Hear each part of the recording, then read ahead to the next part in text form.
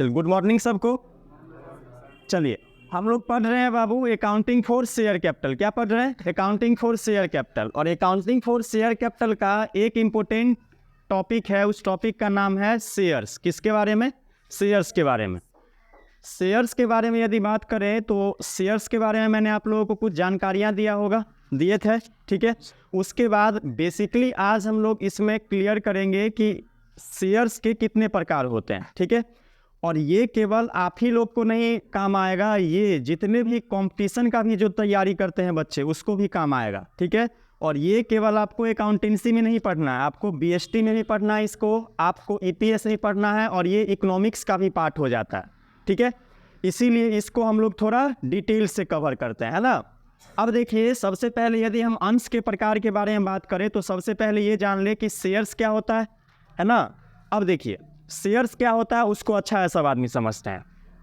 Shares क्या होता है बाबू? ये हमारा कंपनी है और कंपनी का नाम है एक्स लिमिटेड। क्या नाम है कंपनी का? X limited. और कंपनी अस्तित्व में आया, और अस्तित्व में आया इसके बाद कंपनी क्या बोलेगा लोगों से कि मैंने भी एक कंपनी खोला है और मेरे कंपनी में आप क्या लगाइए? पूंजी लगाइए। किससे बोलेगा? पब्लिक से बोलेगा। किससे बोलेगा बाबू? पब्लिक से बोलेगा। और पब्लिक से बोलेगा तो ये पब्लिक लोग क्या करेंगे? कंपनी के शेयर खरीदेंगे ना। खरीदेंगे कि नहीं खरीदेंगे? पब्लिक लोग क्या करेंगे? कंपनी का शेयर खरीदेंगे। मान के चलिए कि कंपनी ने, ध्यान से सुनिएगा सब आदमी, मान के चलिए कि कंपनी ने 200 रुपये के लिए शेयर जारी किया। कितने रुपये के लिए? 200। तो ये 200 के लिए शेयर जारी करेगा तो इसका शेयर केवल एक व्यक्ति नहीं खरीदेगा, ये यहाँ पे जितने व्यक्ति देख रहे हैं सब क्या करेंगे? सब क्या करेंगे? कंपनी के शेयर को खरीदेंगे। तो यहाँ पे कंपनी का पूंजी है कितना बाबू? 200। और ये पूंजी विभिन्न लोगों के द्वारा खरीदा गया है। देखिए कि एक व्यक्ति के द्वारा खरीदा गया है क्या? एक व्यक्ति के द्वारा नहीं खरीदा गया है। यानी शेयर्स का मतलब ये हुआ कि कंपनी का पूंजी छोटे छोटे भागों में विभक्त होती है, पार्ट में विभक्त होती है, और इसी पार्ट को हम लोग क्या बोलते हैं? कंपनी का शेयर। क्या बोलते हैं बाबू? कंपनी का शेयर, ठीक है। तो शेयर क्या होता है समझ में आ गया? शेयर बेसिकली होता क्या उसको समझिए। शेयर्स मतलब होता है कि कंपनी की पूंजी छोटे छोटे भागों में विभक्त होती है, छोटे छोटे पार्ट्स में विभक्त होती है। इसी पूंजी को हम लोग क्या बोलते हैं? कंपनी का शेयर्स। क्या बोलते हैं बाबू? कंपनी का शेयर्स।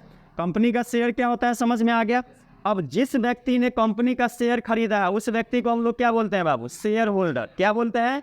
Share holder. क्या बोलते हैं बाबू? शेयर होल्डर, ठीक है। इसको बोलते हैं अंशधारी। क्या बोलते हैं? अंशधारी, ठीक है।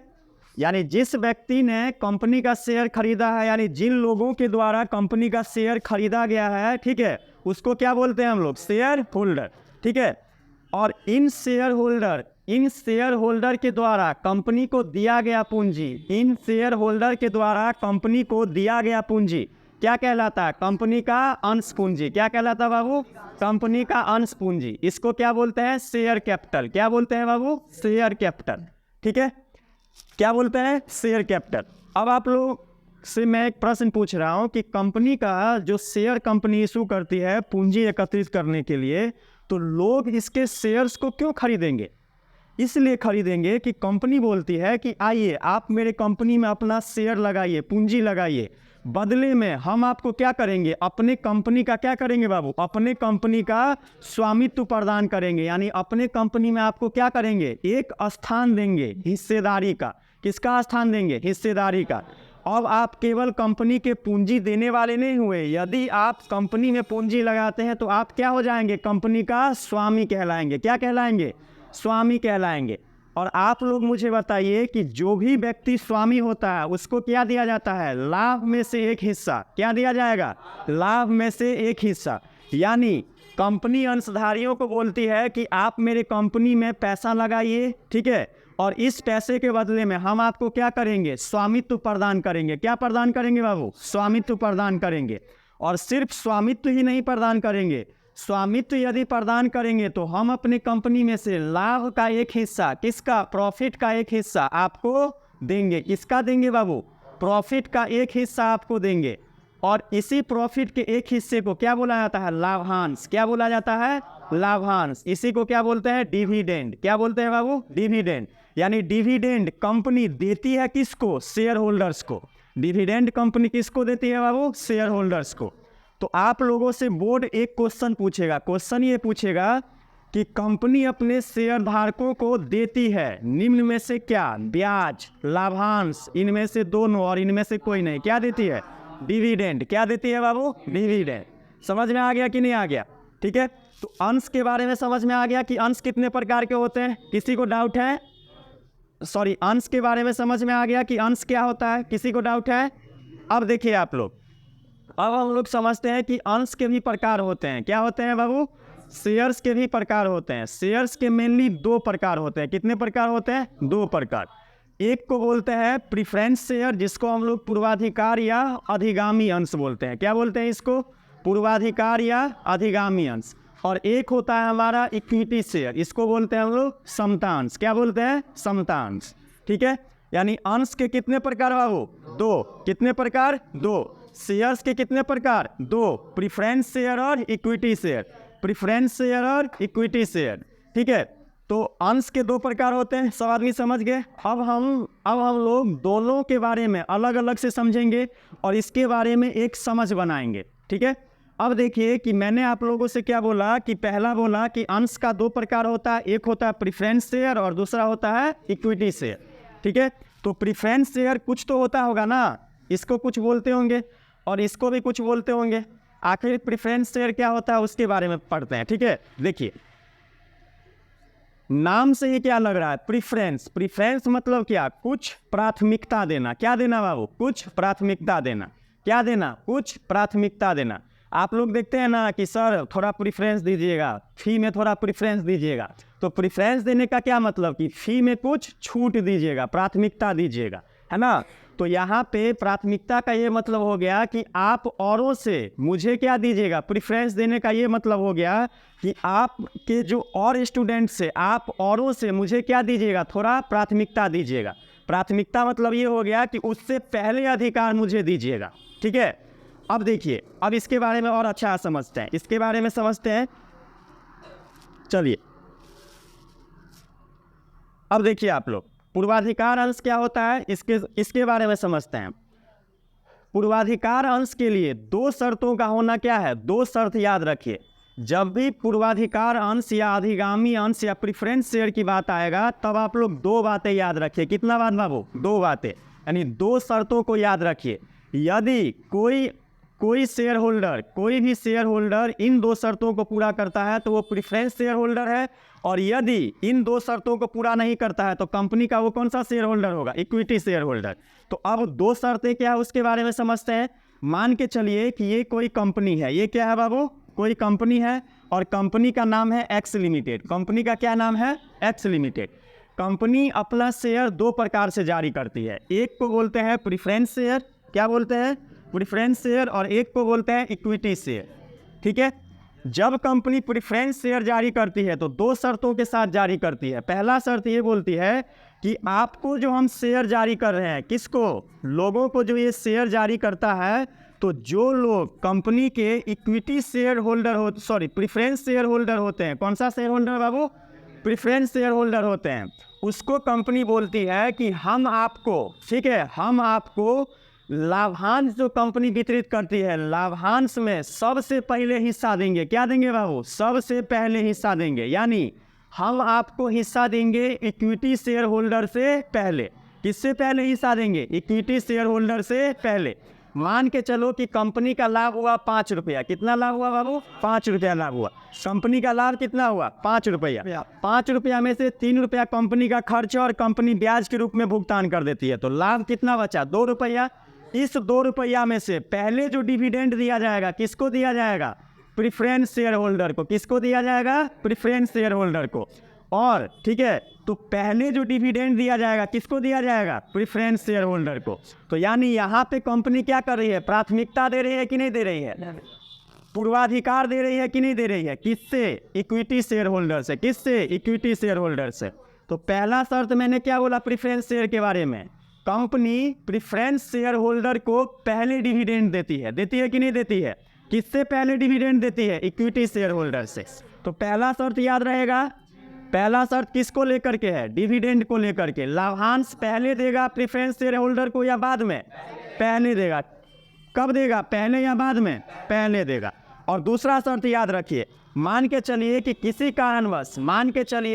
कारणवश इस एक्स, ध्यान से सुनिए बाबू, मान के चलिए कि किसी कारणवश इस एक्स लिमिटेड का समापन हो गया, यानी कंपनी का समापन हो गया। ठीक है, कंपनी का क्या हो गया, कंपनी का समापन हो गया। कंपनी का क्या हो गया बाबू, कंपनी का मान के चलिए समापन हो गया। तो कंपनी के समापन के समय जो भी कंपनी की पूंजी होगी, कंपनी वापस करेगी कि नहीं करेगी, करेगी कि नहीं करेगी। मान के चलिए कि ये हमारा कोई कंपनी है और इस कंपनी में लोगों ने पैसा लगाया है। किसने पैसा लगाया है, लोगों ने पैसा लगाया है। तो जब कंपनी का समापन होगा, यानी जब कंपनी का विघटन होगा, समापन होगा, उस स्थिति में कंपनी क्या करेगी, इन लोगों को पैसा वापस करेगी कि नहीं करेगी, करना पड़ेगा, कंपनी को करेगी। और जब पैसा वापस करेगी तो कंपनी क्या बोलती है कि हम पहले पैसा किसको वापस करेंगे, जो हमारा प्रीफरेंस शेयर होल्डर होगा। कौन होगा, प्रीफरेंस शेयर होल्डर होगा। कौन होगा बाबू, प्रीफरेंस शेयर होल्डर होगा। यानी कंपनी यहाँ पे बोल रही है कि हम आपका पैसा, यानी कंपनी ने जिन अंशधारकों से पैसा लिया है, यहाँ पे कंपनी उस अंशधारक को बोल रही है कि हम अपना पैसा पूंजी के रूप में पहले प्रीफरेंस शेयर होल्डर को वापस करेंगे। किसको वापस करेंगे, प्रीफरेंस शेयर होल्डर को। किसको वापस करेंगे, प्रीफरेंस शेयर होल्डर को। तो दो शर्त याद रहेगा कि नहीं रहेगा। पहला शर्त क्या था, लाभांश। लाभांश प्रीफरेंस शेयर होल्डर को पहले दिया जाएगा या बाद में, पहले दिया जाएगा। और पूंजी कंपनी के समापन के समय जब पूंजी वापस करेगी कंपनी, तो पहले पूंजी किसको मिलेगा, प्रीफरेंस शेयर होल्डर को या इक्विटी शेयर होल्डर को, प्रीफरेंस शेयर होल्डर को। किसको मिलेगा, प्रीफरेंस शेयर होल्डर को। ठीक है, तो ये दो शर्त याद रहेगा। यदि इन दो शर्तों को कोई भी किसी भी कंपनी में कोई शेयरधारक इन शर्तों को पूरा करती है, तो ऐसे शेयरधारक को हम लोग बोलते हैं प्रीफरेंस शेयर होल्डर। कौन सा शेयर होल्डर बाबू, प्रीफरेंस शेयर होल्डर।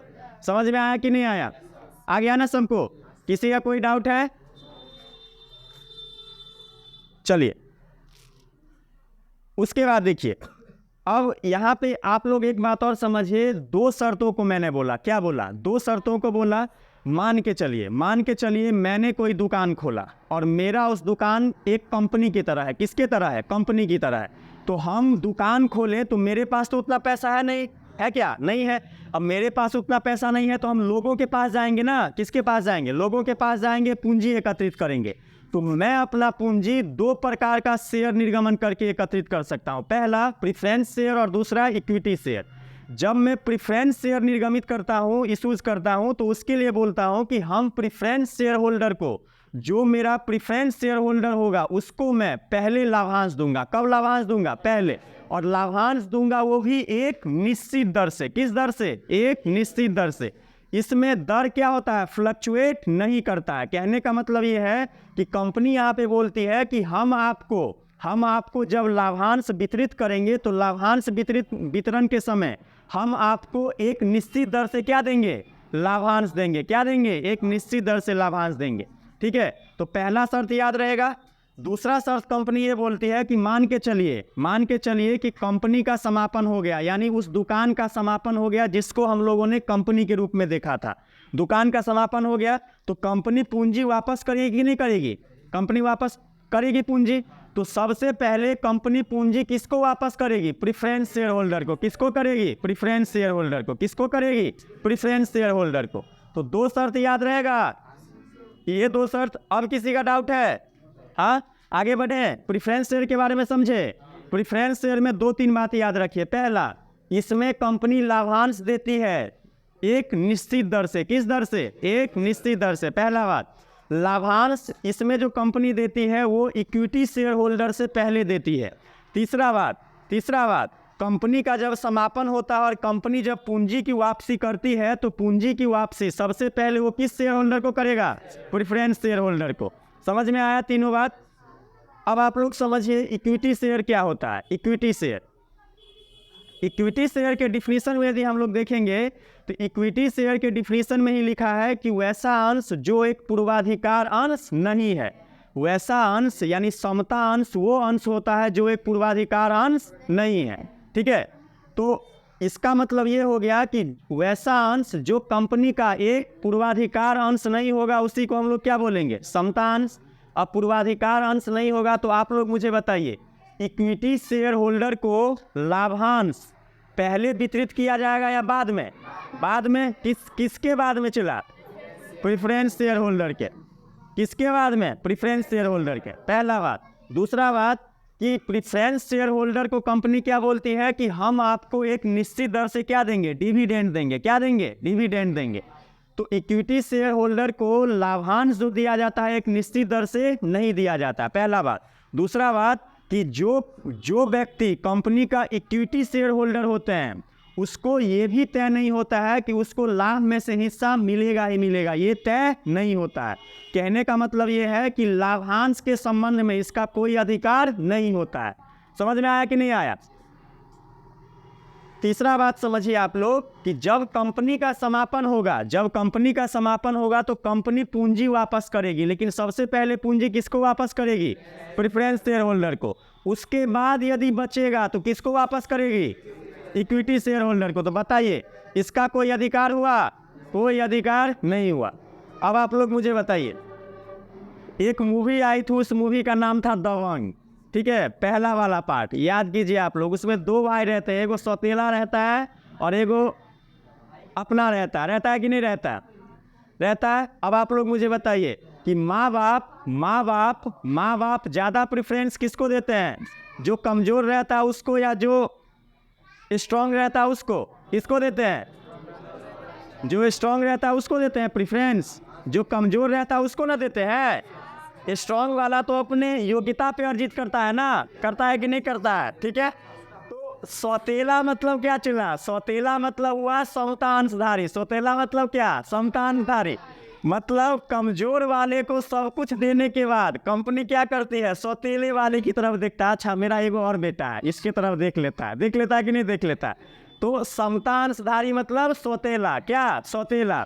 इसको सभी कुछ दिया जाएगा लेकिन प्रेफरेंस शेयर होल्डर के बाद में। कब दिया जाएगा? प्रेफरेंस शेयर होल्डर के बाद में। समझ में आया कि नहीं आया? यानी अब आप लोग मुझे दो बातें क्लियर करिए। आप लोगों से बोर्ड एगो क्वेश्चन पूछेगा कि समता अंशधारियों को लाभांश का दर निश्चित होता है, ये स्टेटमेंट सही है गलत है?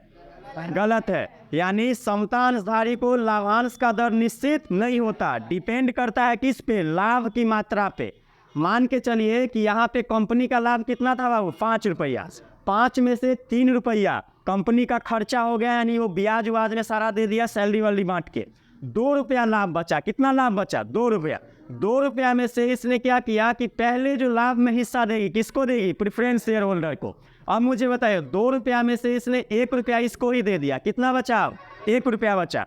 अब 1 रुपया बचा तो इस 1 रुपये में से कंपनी के पास जितने भी इक्विटी शेयर होल्डर होंगे उनके बीच में क्या दिया जाएगा? डिविडेंड डिस्ट्रीब्यूट किया जाएगा।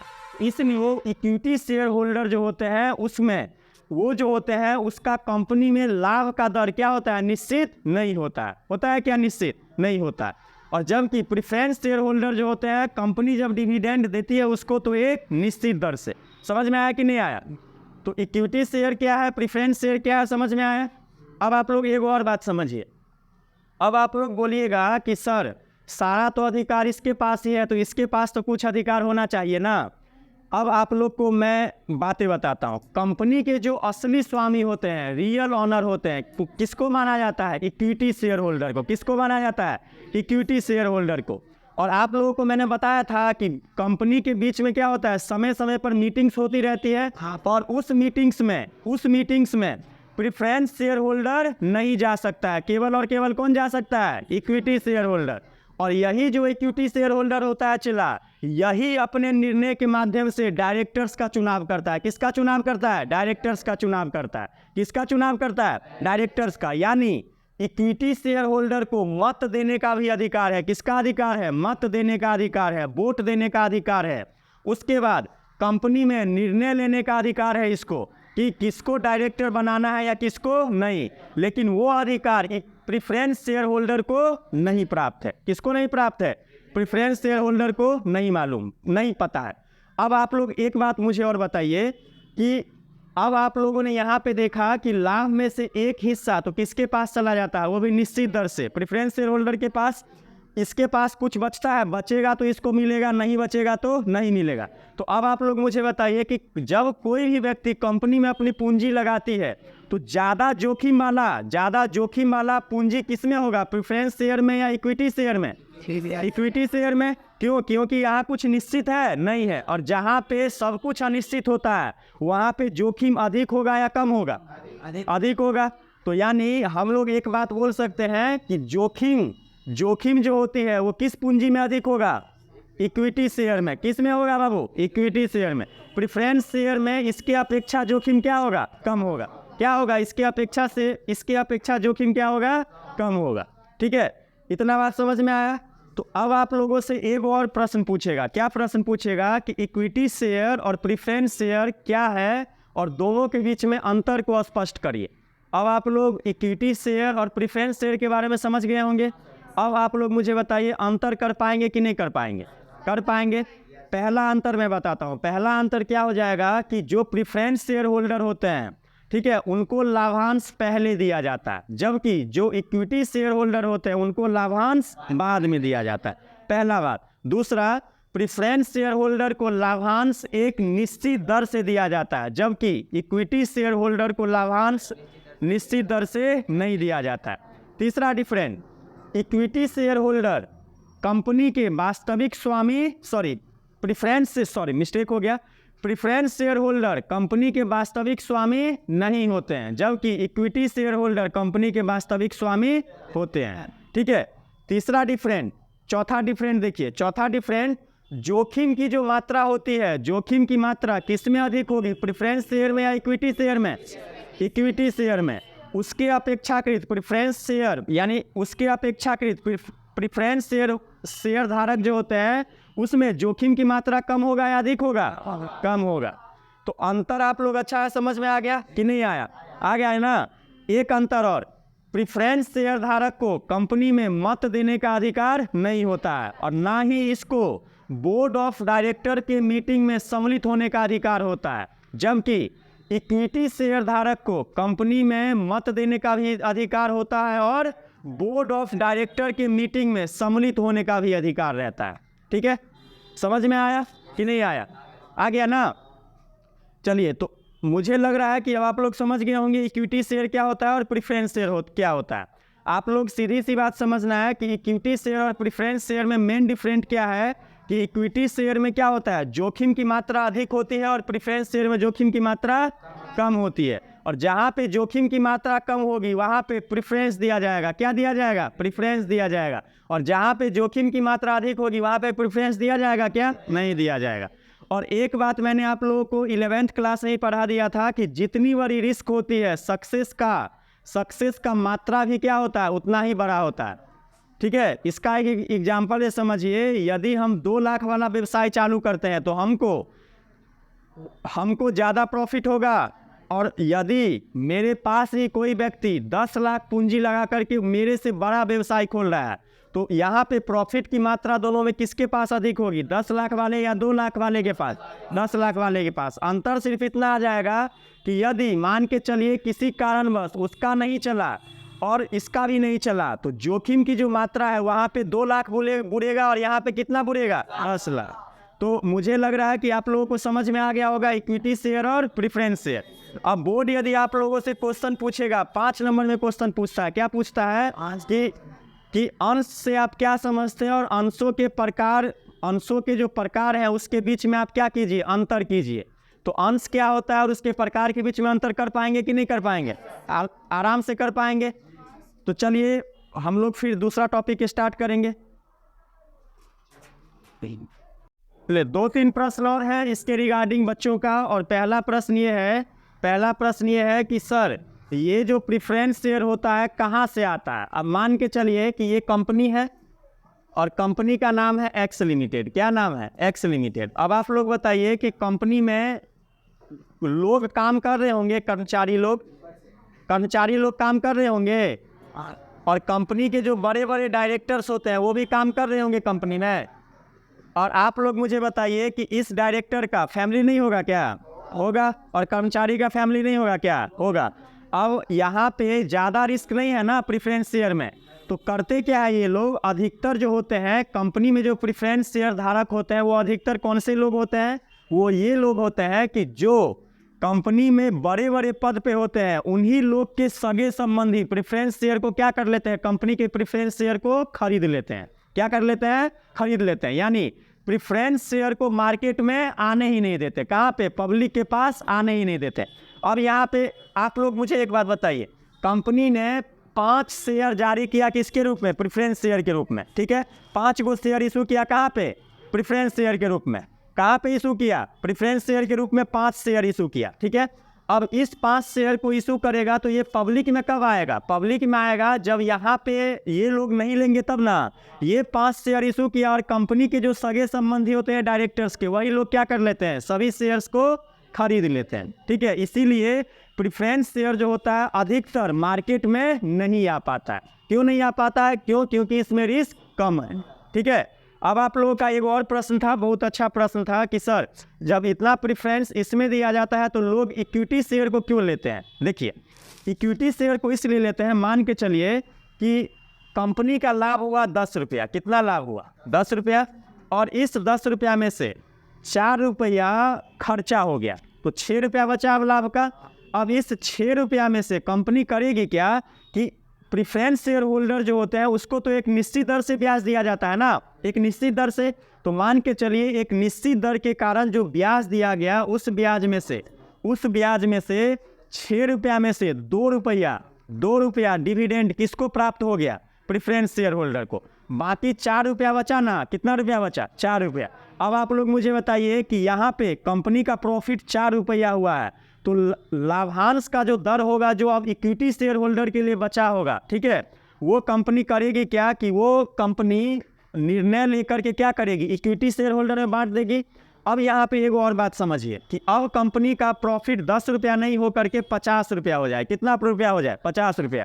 तो यहाँ पे एक निश्चित दर से इसको ना प्राप्त होगा प्रेफरेंस शेयर होल्डर को, और जबकि इक्विटी शेयर होल्डर जो होंगे उसका परसेंटेज प्रॉफिट का बढ़ता जाएगा कि नहीं बढ़ता जाएगा?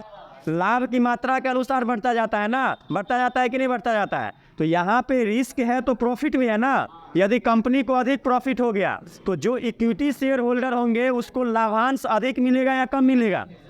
अधिक मिलेगा ना। क्यों? क्योंकि इसका परसेंटेज, इसका डिविडेंड में परसेंटेज फिक्स नहीं है ना। इसका डिविडेंड में परसेंटेज क्या होता है? बदलता रहता है। किसके अनुसार? लाभ की मात्रा के अनुसार। लाभ का मात्रा कम होगा तो इसका परसेंटेज डिविडेंड का कम होगा, मात्रा ज़्यादा होगा तो इसका परसेंटेज डिविडेंड का क्या होगा? अधिक होगा। और दूसरा बात, इसका जो सबसे बड़ा राइट्स ये होता है कि ये कंपनी में क्या ले सकते हैं? डिसीजन मेकिंग पावर होता है इसके पास। क्या होता है बाबू? Decision making power. यानी यही लोग कंपनी के क्या चुनते हैं? डायरेक्टर्स को चुनते हैं। किसको चुनते हैं? डायरेक्टर्स को। तो ये अधिकार तो प्रेफरेंस शेयर होल्डर के पास नहीं होता है ना। इसलिए लोग प्रेफरेंस शेयर होल्डर में तो पैसा लगाते ही लगाते हैं, प्रेफरेंस शेयर में, साथ ही साथ चाहते हैं कि हम कंपनी का इक्विटी शेयर भी ले लें। समझ में आ गया ना? अब कोई और प्रश्न था आप लोगों का? ठीक है, चलिए।